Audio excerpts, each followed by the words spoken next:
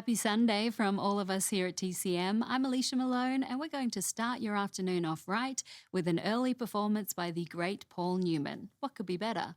It's also a movie that isn't well known from his long career, although it definitely contributed to his status as a matinee idol. When you see him in the film, you'll know what I mean. From MGM in 1957, based on a story by James Michener, it's called Until They Sail.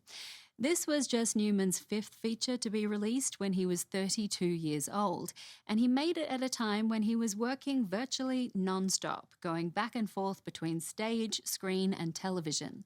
His co-stars here are an impressive mix of actresses who in the story are playing sisters, Jean Simmons and Joan Fontaine, who get top billing, also Piper Laurie and Sandra Dee, with Dee in her screen debut.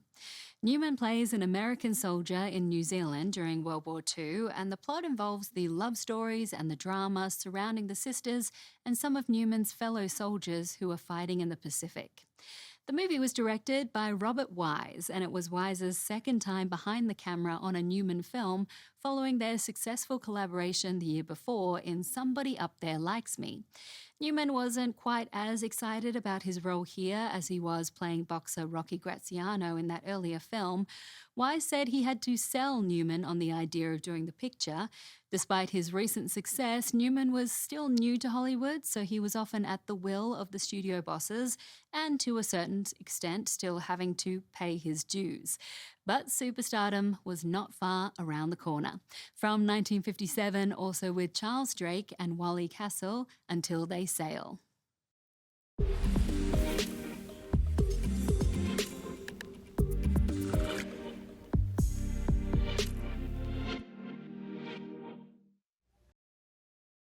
That was Sandra Dee playing the younger sister Evelyn in Until They Sail. She was just 14 years old when she made the film, which marked her screen debut, and she was recognised by the Golden Globes as one of the year's most promising newcomers for her performance. With her wholesome good looks, Dee began modelling as a child and had soon moved on to local commercials.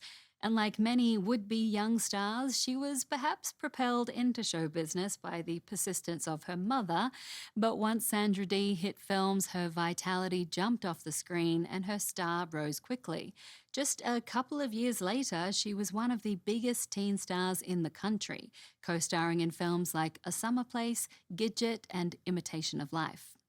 Stay with us. We head to Paris for our next film for a romance starring Elizabeth Taylor and Van Johnson. Next on TCM, The Last Time I Saw Paris. Then, National Velvet.